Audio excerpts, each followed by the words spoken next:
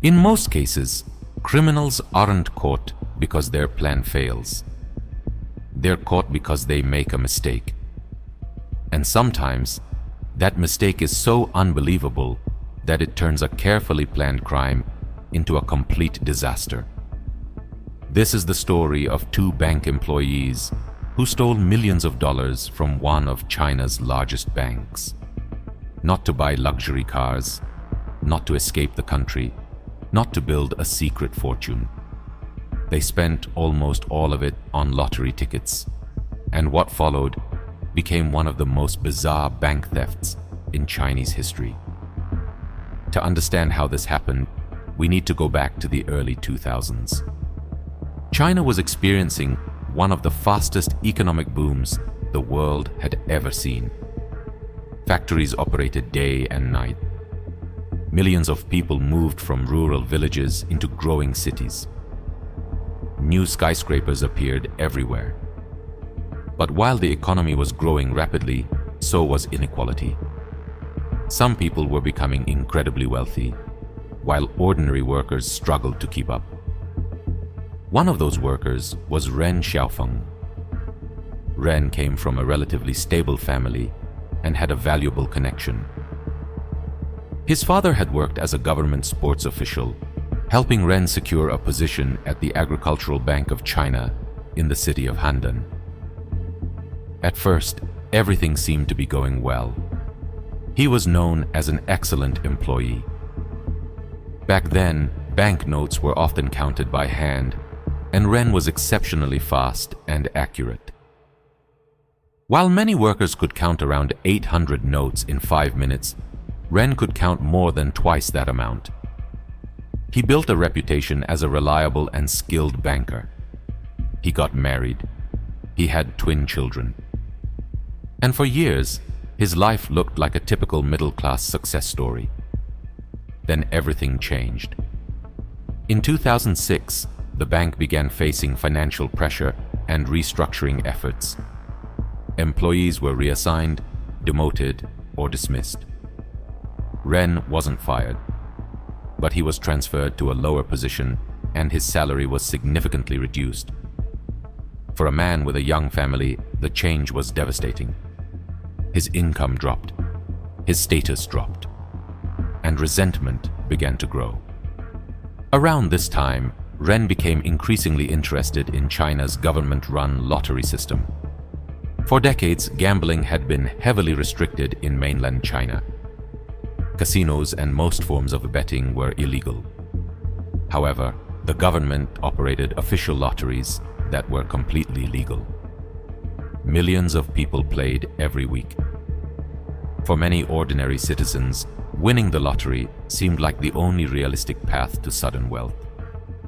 Ren occasionally bought tickets. Sometimes he won small prizes, but nothing life-changing. Every day at work, he handled enormous amounts of cash.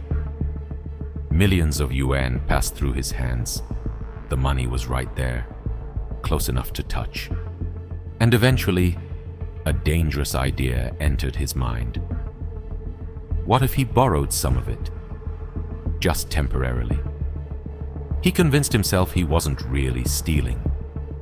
He would take the money, buy lottery tickets, win a major jackpot, return the cash, and keep the profit. In his mind, it was the perfect plan. The only problem was security.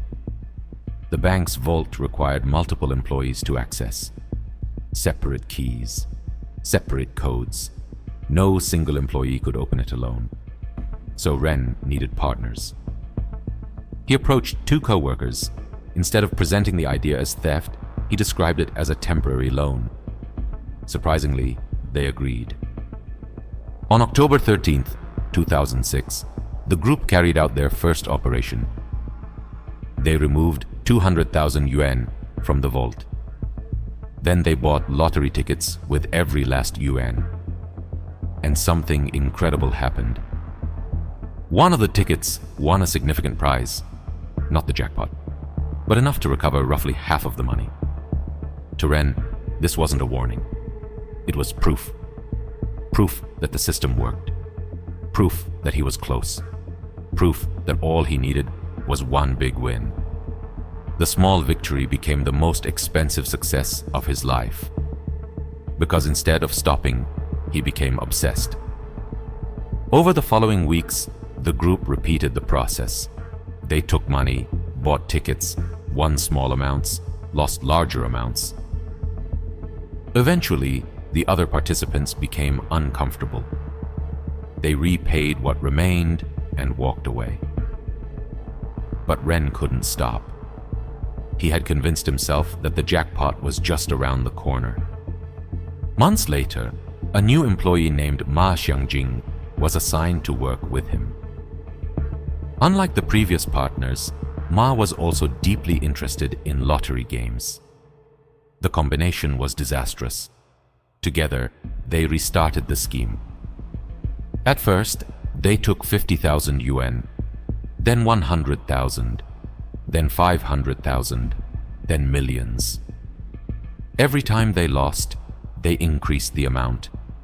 Every time they failed, they became more desperate.